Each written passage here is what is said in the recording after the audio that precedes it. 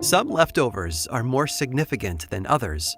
While you and I might have some old food lurking in the back of the fridge, the truly ancient stuff is in the hands of archaeologists. Back in March, a great example came to light. Researchers working in a dig site in Turkey known as Çatalhöyük recently announced that they had uncovered something truly amazing. It's a loaf of bread, small, unbaked, and fermented, and it's nearly 9,000 years old. Bread is, of course, one of a few relatively unchanged threads that run through human history. You and I can pick up a piece of sourdough at lunch today, smell it, pull it apart, and taste it, and make a visceral connection to people who lived a long, long time ago. That alone is magical. But bread is also a signal that a community of people 9,000 years ago in Turkey had enough grain to bake on a regular basis, which means that they grew cultivated crops rather than harvesting in the wild. And crops meant settling down in one place, rather than following wildlife across the land in seasonal movements. In other words, bread means civilization. It's a list of ingredients that hint at an amazing story. They just need to be put together by historians and given enough time to develop. Thankfully, that's a skill that humans are very, very good at. And it's one that we can apply to folklore too. Every community has a story to tell. The ingredients are right there, buried in legends, documents, and the family trees of those who came before us. On their own, they are interesting, sometimes even delightful. But when we take the time to combine them into one pot and give it a stir, what takes place is truly powerful. It creates tales that are interesting or educational, even entertaining. And more often than not, some of those stories are downright terrifying. I'm Aaron Mahnke, and this is Lore.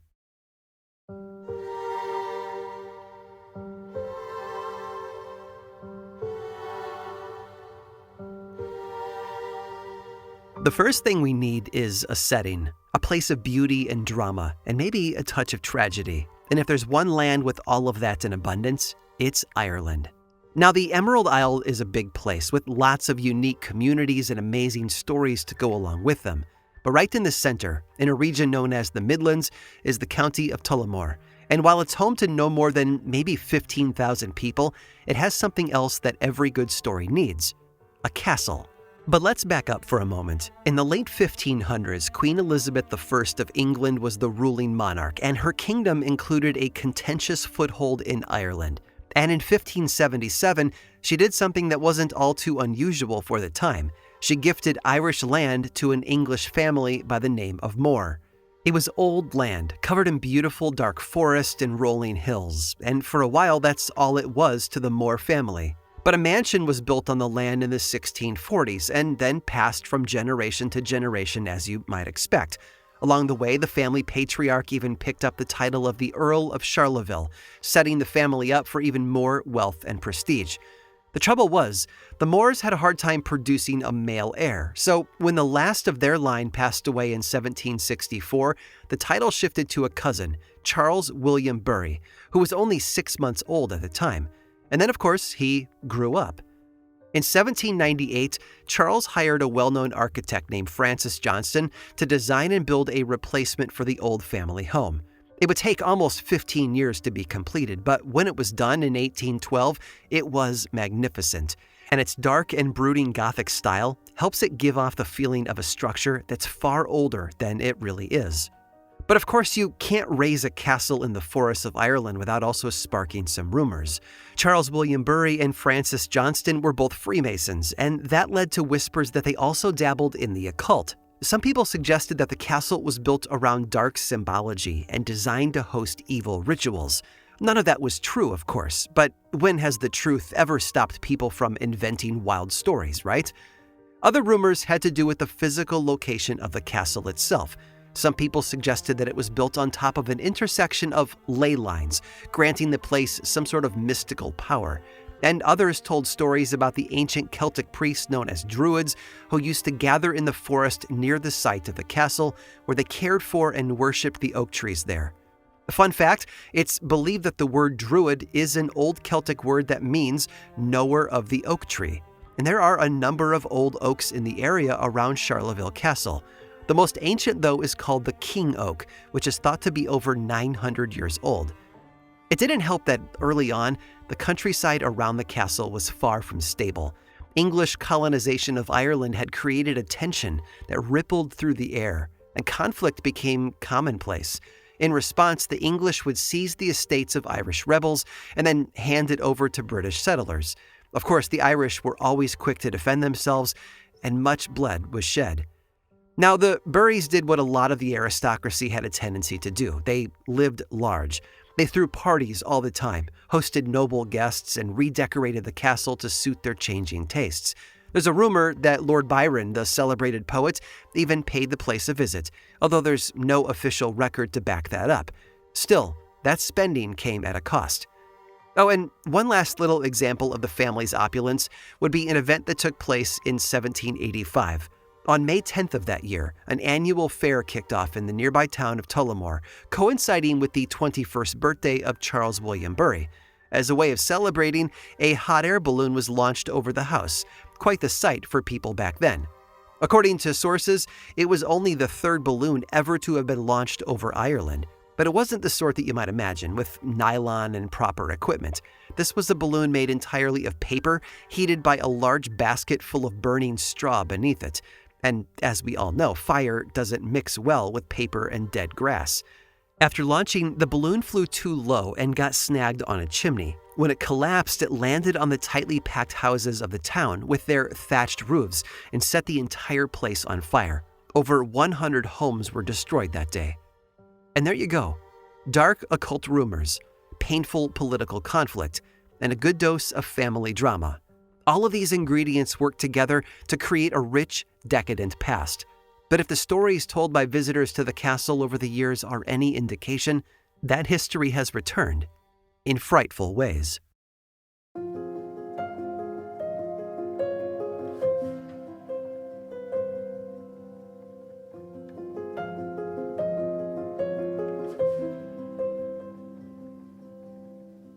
It's often said that setting is everything. In a way, Charleville Castle seems to be embraced by the landscape around it, locked in by something far more ancient and textured than any stone edifice could offer. But first, let's step inside the castle. Over the years, countless visitors to the old home have reported all manner of unusual experiences within its walls. One of the more common sightings is of various cloaked or hooded figures, often described as druids or monks. The assumption is that those long-dead Celtic priests are upset that the castle now sits on their sacred land, and they appear from time to time to make their displeasure known. And perhaps that explains the mysterious figure that's been seen roaming the hallways inside the castle over the years, one that's been described as terrifying and marked by evil eyes. One guest who stayed in the castle years ago actually described waking up in the dark, early hours of the morning, only to witness a line of ghostly hooded figures parade slowly into her room. They seemed to be friendly, chanting some kind of blessing, although I have to imagine any visions like that in the middle of the night would be terrifying. And from what I can tell, midnight visitors are a common occurrence there at the castle, although not all of them have been visible. Another guest in the past reported waking up in the night to the sounds of a conversation inside his room. Two men with accents and vocabulary that hinted at an older era could be heard chatting away in a lively discussion. This guest even claimed that he could hear drinks being poured and enjoyed. In the end, struggling to get enough peace to fall asleep, the witness got up, opened the bedroom door, and turned all the lights on. And only then did the ghostly chatters end their conversation and move on. Of course, the castle is home to the sorts of reports that you might expect to hear. Spectral knocking sounds, orbs that have a tendency to appear in photographs, doors that lock and unlock on their own, and lights that flicker on and off even in parts of the castle that no longer have electricity. There have even been mysterious clouds of mist that have been spotted moving through walls. To some, this is evidence of some sort of an elemental entity. These are typically described as spirits that are not human in origin. Sometimes they are friendly, or at least benign, but every now and then they can be much more dangerous. And a good example of that is rumored to haunt a part of the castle's library. It seems that there is a balcony in there that overlooks the room, but it's off limits to visitors. Not because there's any sort of a structural issue that makes it dangerous, but because of the countless stories of some kind of malevolent being that guards it. And what castle is complete without a dungeon, right? Those who have visited the one inside Charleville have reported feeling sick after a while. Some have said that the air down there is so oppressive that breathing becomes difficult. Throw in the echoes of maniacal laughter and voices from the shadows, and it feels like a place that most of us would want to avoid. And all of this is certainly intriguing, maybe even terrifying, but no visit to the castle would be complete without a trip outside. Remember that ancient 900-year-old tree I mentioned earlier, the king oak? Well, it has its own fascinating folklore as well. It seems that the legends hold that the oak tree is deeply connected to the Bury family, and that whenever a branch falls off the tree, a member of the family is soon to die. And there are all sorts of stories that try to align the historical record of deaths with the life of the king oak, but one in particular stands out. In 1963, the castle and the land belonged to Colonel Charles Howard Bury, who had lived there for over 30 years. But one night that year, a terrible storm blew in and lightning struck the king oak, splitting it right down the middle. Now, this isn't all that unusual. Some scientists actually think that oaks are more susceptible to lightning strikes than most other types of trees because of their higher than average water content, and it doesn't help that they also tend to be taller than their non-oak neighbors.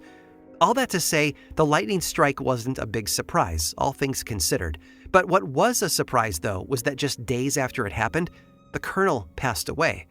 Probably nothing more than a coincidence. He was 82 years old at the time. But coincidences are the perfect fuel for folklore, delivering a shocking end to a tragic family tree.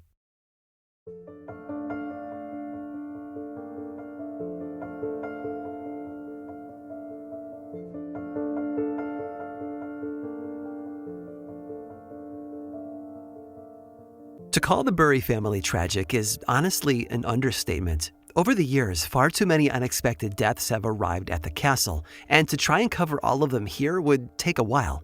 But there's one story in particular that must be told. Back in the 1850s, the castle was home to the 3rd Earl of Charleville, along with his wife, Lady Arabella, and their 5 young children. In 1857, though, Lady Arabella died from scarlet fever, and then 2 years after that, the Earl himself passed away. The 5 orphans had lost their entire world. To help them, their father's brother Alfred and his wife moved into the castle to care for the children and maintain the estate. The oldest of the 5, Charles William Francis, inherited the title, becoming the 4th Earl of Charleville. But as I said before, the family always seemed to have trouble passing that title down in the usual way. In 1874, at the age of just 22, the 4th Earl died without any heirs, and so his uncle Alfred inherited the title. A year later, he too passed away, and with him, the last Earl was gone. But that wasn't the only tragedy to strike that generation. Back to the 5 orphans for a moment. We know about the death of their oldest, Charles, but in 1861, when he was just 9 years old, one of his younger sisters had a horrible accident. Her name was Lady Harriet Hugh Adelaide Bury, known to all as just Harriet, and the stories about her are exactly what you might expect when people look back fondly on a little girl. She was pretty, they say, smart, they say, and of course outgoing, and maybe even a bit adventurous. Clearly, she was loved, and she brought a lot of joy to a family that had experienced so much pain. On April 3rd of 1861, though, that sense of adventure took a dark turn.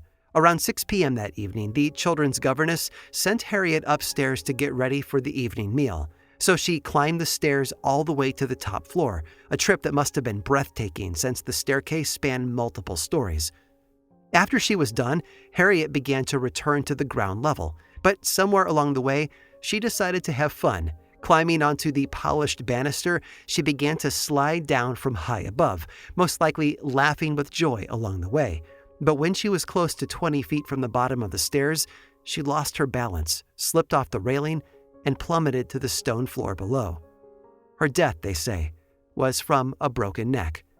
Harriet was mourned, and she was buried. Her little body was taken to the nearby St. Catherine's Church, where she was placed inside the family crypt.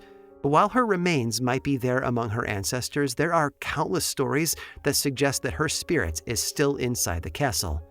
Years later, two women staying there claimed that they awoke in the middle of the night to the sounds of laughter, like that of a child at play, coming from the hallway outside.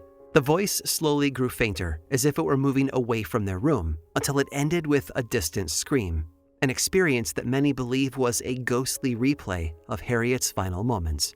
Another guest in the castle said that their bedroom door burst open one night. After closing it, the door opened again, and then finally a third time. After that, the voice of a little girl could be heard moving down the hallway outside. Sometimes Harriet makes herself known in more visible ways.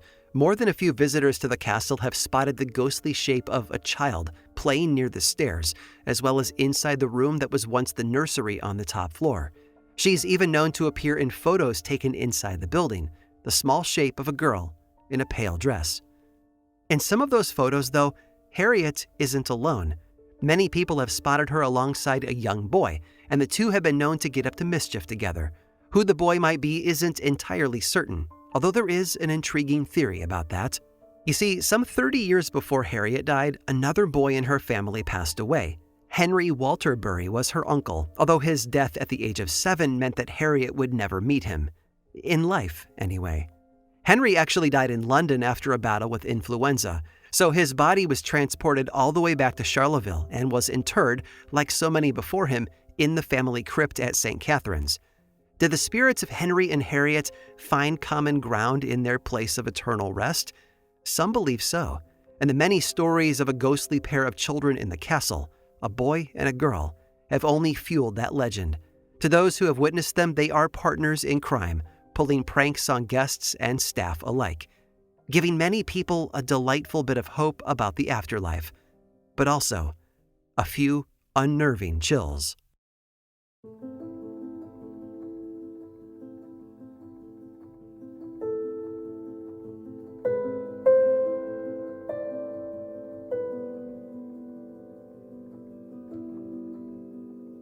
There's something magical about family trees, isn't there? I still remember the first time my grandmother told me stories about ancestors I never had a chance to meet, and then drew out their branches on the tree. I was instantly hooked.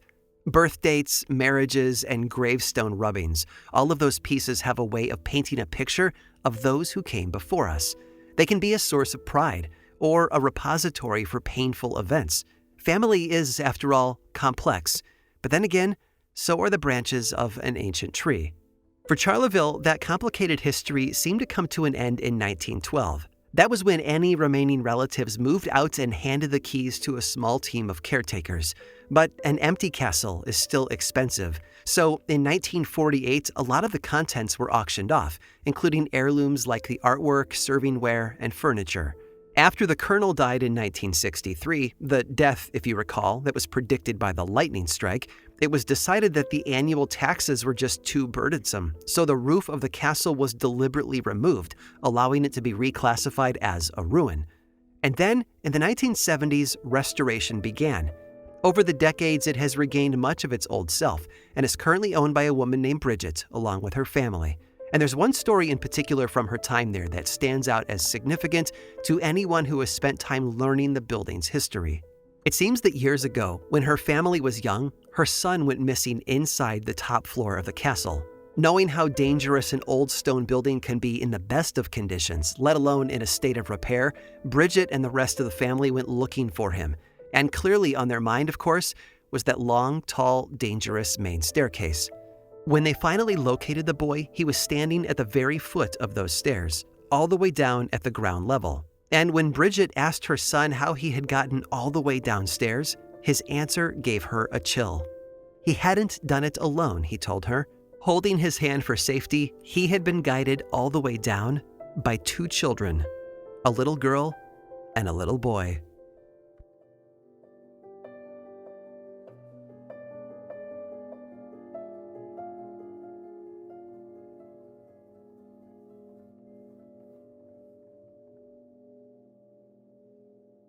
I hope you enjoyed today's tour through one of Ireland's most haunted castles. There's something so warm and comforting about a good old-fashioned ghost story, and Charleville has an abundance of them. But as you might expect, they aren't unique. In fact, there's one more spooky castle I'd like you to visit.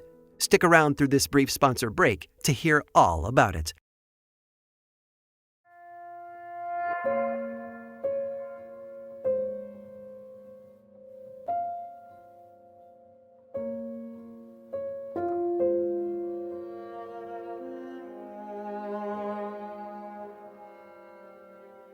In Northern Ireland, on the coast overlooking the Irish Sea's North Channel, an unassuming castle sits. Today, its walls look neat and tidy, brightly painted and cleaned up for its use as a luxury hotel. But it has a history that is a lot more textured and dark than appearances may suggest. To understand Ballygally Castle, we need to go back in time almost 400 years, to its foundation in 1625 by a man named James Shaw. It was built in what is known as the French chateau style, with a steep roof and small turrets at each corner, along with that smooth stone outer facing. And those walls are thick, too, measuring close to 5 feet.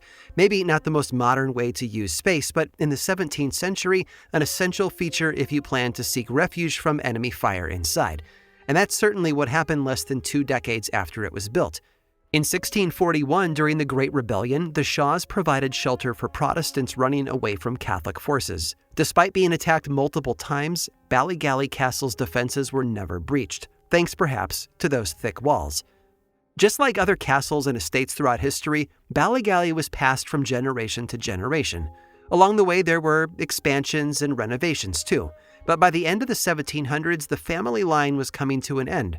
Around 1760, the then-current Lady Shaw welcomed her 2 widowed sisters into the castle, rather than all of them living alone, and they got along that way for years. Then in 1799, William Shaw became the final Shaw to own Ballygally, but he was forced to sell it a few years later. For a time, it became home to the Coast Guard, and it was used as their headquarters, but they eventually sold it off in the 1950s to a wealthy textile manufacturer who converted it into a hotel. And that's what it's been ever since. But despite all that transition, the core of the castle has remained the same, a location where tragic events took place behind well-guarded walls. And most of the stories whispered there originate in one place, the death of Lady Isabella Shaw, wife of the original builder of the castle in 1625. As the legend goes, her husband James became furious when Isabella told him that she was pregnant and that the child was not his. After waiting until she went into labor, James arrived and took the infant away from her. Not content with just breaking her heart, James then had Isabella taken to one of the turret rooms at the top of the castle and locked inside. The stories are laced with dramatic, painful details, such as Isabella being able to hear her newborn daughter wailing, and the idea that James wouldn't allow her to be fed, hoping that Isabella would starve to death. But his wife had different plans. They say that she attempted to escape her prison cell by opening the window and climbing down, but she tragically slipped and fell to her death. Although in another version, it was James who dragged her to the window and tossed her out. Either way, Isabella's heartbreak came to a painful end. At least that's what James was hoping for. All these centuries later, it seems that Isabella hasn't truly left the castle. Those who have stayed there claim that they've seen a ghostly woman in white moving through the halls, looking, they say, for her newborn child. Some guests there have reported hearing knocking on the door of their room, only to open it and find no one there. Others have said that they felt a presence, even smelling something similar to vanilla in the air, and claim that their invisible guest sometimes steps into their room. But Ballygally has another common legend, one that a number of guests have experienced firsthand over the years, and a good example took place many years ago at Christmas time. As the story goes, an older couple arrived after a long day of travel and headed to the front desk to check in. Then, after setting their bags down in their room, their peace was interrupted by a knock at the door. It was someone from the hotel staff wanting to hand-deliver an invitation to a ball being thrown at the castle that night. And despite being exhausted, they both admitted that it would be fun to attend. And it was. They danced and laughed and enjoyed the celebration. And they were deeply impressed with how the others at the ball managed to show up in period clothing, adding to the magic of the holiday gathering. The following morning, the couple thanked the manager for such a wonderful evening, but they received a look of confusion. Yes, there was a holiday ball planned for later in the week, but no, it had not been held the night before. Frightened by what this meant, the couple immediately checked out, and they never returned.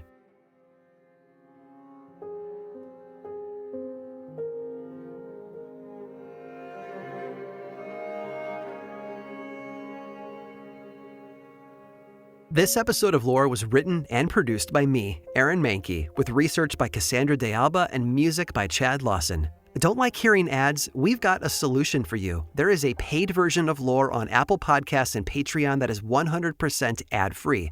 Plus, subscribers get weekly mini episodes called Lore Bites. It's a bargain for all of that ad-free storytelling, plus a great way to support this show and the team behind it. Of course, Lore is much more than just a podcast. There's the World of Lore 3-book series online and in bookstores, plus 2 seasons of the television show on Amazon. Learn more over at lorepodcast.com.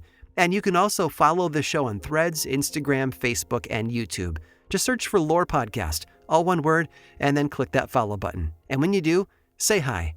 I like it when people say hi. And as always, thanks for listening.